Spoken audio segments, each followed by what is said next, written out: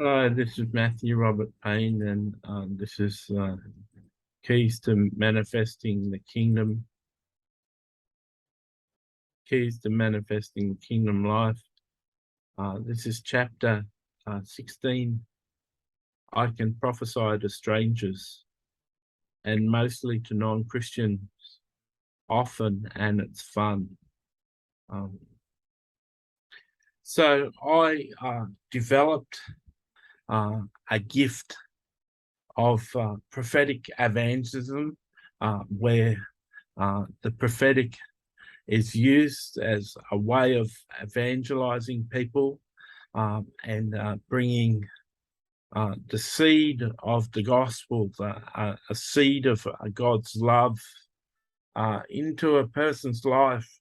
I remember one of the first times in Sydney I prophesied. I was told by Jesus that he wanted me to give a message to a woman, and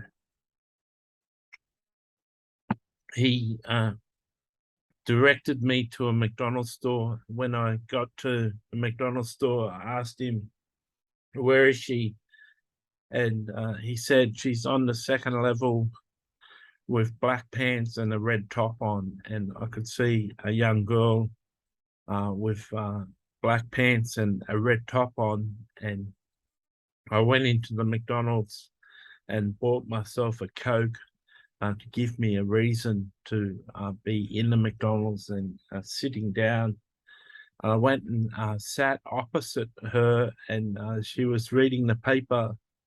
And I said to her, "Is there any good news in there?" And she said, "No, not really." And I said, "Sometimes we read bad news in the paper, and it puts us in a better condition with bad things that are going on in our life." And when I was up at the McDonald's getting my drink, I asked the Lord what I was there for, and the Lord had told me that her mother is dying of cancer. And so when I was at the table, I said, "How's your mother?" And she looked at me with a strange look in her eyes, and she said, "Do I know you?" And I said, "You don't know me, but yesterday, last night, you were at your bedside and you were praying, and you said to Jesus, unless you hear some answers about why your mother's dying, you're never going to talk to him or go to church for the rest of your life." And seeing that he can't come and see you in person, he sent me to answer your questions. And she filled up with tears, and she said, "Why is my mother dying?"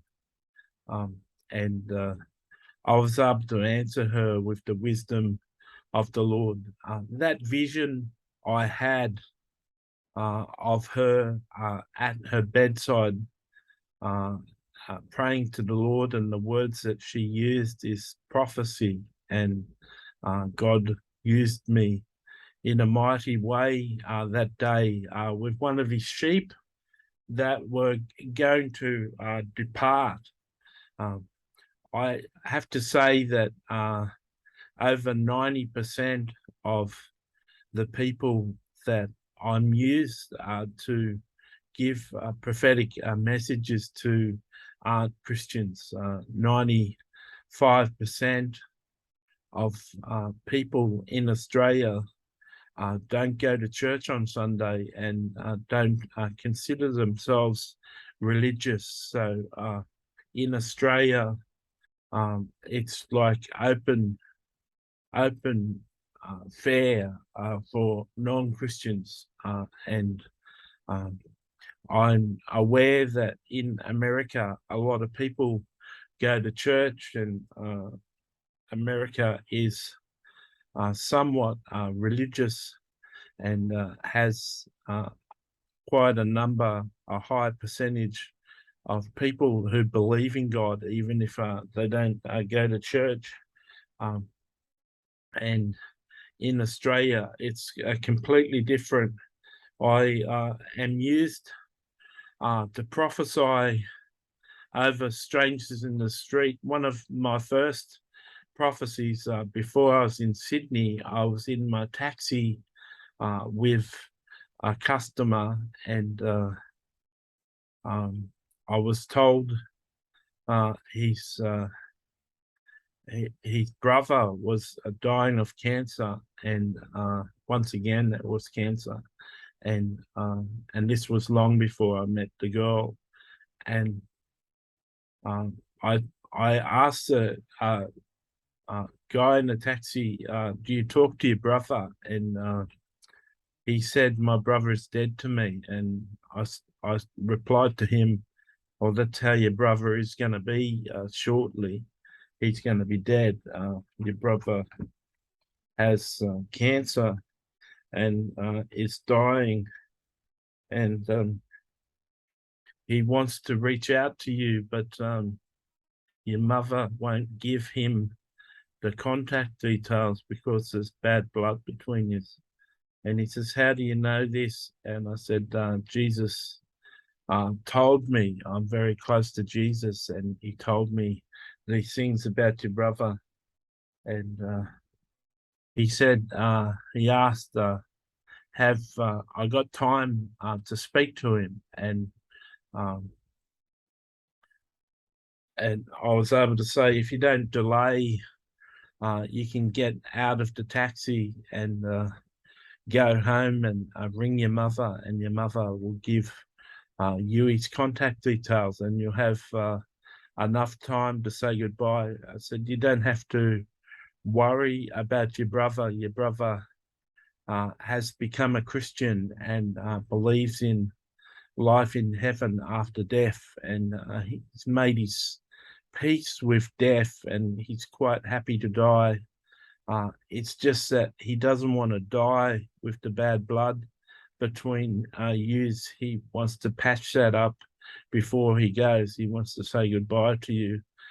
He's been asking your mother for your contact details, but she's insistent that you told her not to pass them on. And that's the reason Jesus has used me to intervene with you and tell you these things." And he was very thankful, and had tears in his eyes, and he got out of the taxi and promised to ring his mother.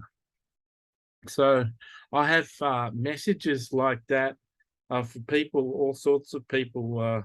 Not everyone I give a message to is people going to be dying of cancer.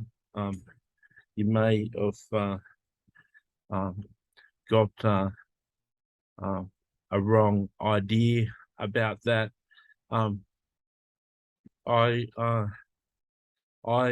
am used often to prophesy to strangers. Most often, I'll get a couple of words of knowledge, information about a person I couldn't possibly know, and I'll get information about a couple of good character traits a person has, and I'll share with them the character traits and the fact that Jesus really loves that about the character, and I'll be able to encourage them and bless them.